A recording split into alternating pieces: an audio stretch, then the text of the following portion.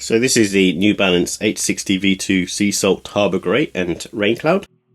This is another one of the pairs that I've picked up on sale, and just going through a bunch of pairs that I picked up. And this 860 V2 is originally sort of released in the early 2000s, mid 2000s, and it's one of those sort of sneakers that I suppose was new age for New Balance in terms of like kicking off their new runner series, and kind of giving that sort of Y2K flavour.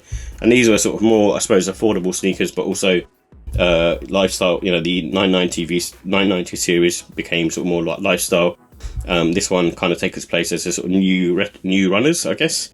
And now, obviously, these, over time have now become more sort of lifestyle wear sneakers, similar to the 2002R and also the 1906R. And with this one, they're similar sort of tech, really. So you've got the Acteva Lite midsole, and then you've also got these N-ergy like pods running through the back of this heel area, and that gives you sort of impact protection and sort of shock absorption. And they're quite a little bit sort of squishy to the touch. They kind of remind me of that A6 gel type, like the pods that they have.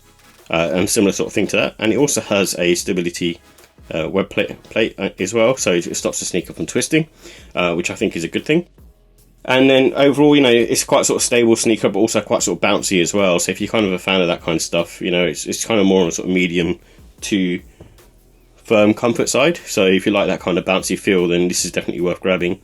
The upper feels nice as well. Like there's no sort of breaking time with these, as long as you go with the right size, which I think is more, I suppose, true to size. However, if you're in the US, then you might want to go down half size with these, because I picked them up in a UK 7.5, which is a US 8, and typically with Nikes it would be a US 8.5. So with this one, I've kind of gone down half size, and they kind of fit perfectly, and they kind of break in quite nicely as well. You might find the toe box to be a little bit narrow if you've got a wide foot like me, but overall I think that should work for you.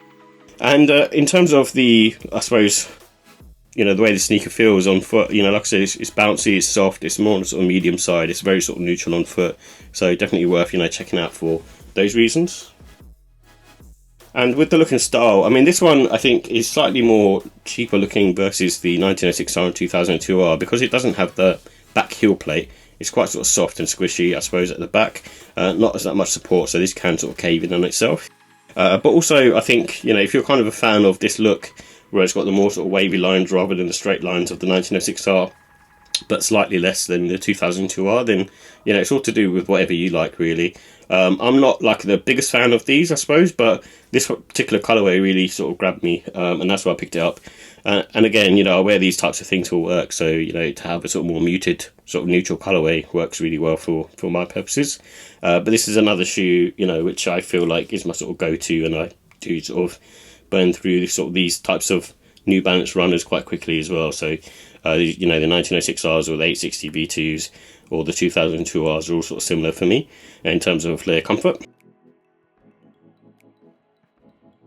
So with the ratings, I think with this particular pair, I actually think they look really nice, so I'm going to go with a 4 on these. I think the colorway's got that kind of beige off-white color on the mesh area, and then you've got the silver metallic hits, which is classic sort of Y2K styling.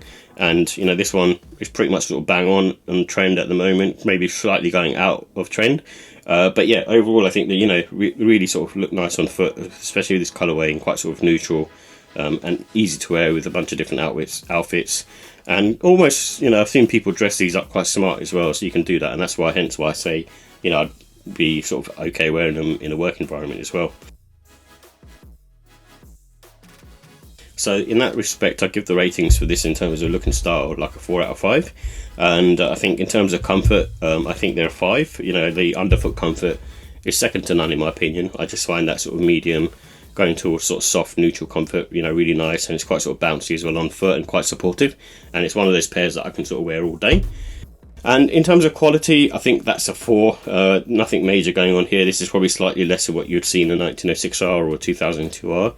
And same for the cost as well. I think, like they're priced a little bit too high for what they are. But I've seen a bunch of these on sale for really good prices. Like I said, I picked mine up for like about £57, I think it was, which is a really good price. And, if you pick them up for that much, it's a no-brainer, really. But yeah, overall, I still give these ones like a 4 out of 5. I just don't think they look as nice as a 1906R or 2002R, but for the price, this is just really good if you can pick them up on sale, like I said.